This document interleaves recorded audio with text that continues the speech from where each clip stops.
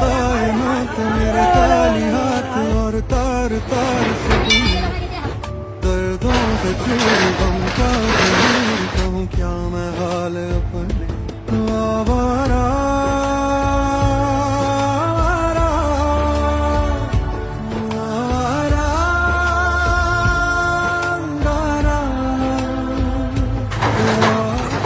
আমাদেরকে ঘর থেকে বেঘর করে দিল। এই বাচ্চাগুলো কোথায় যাবে?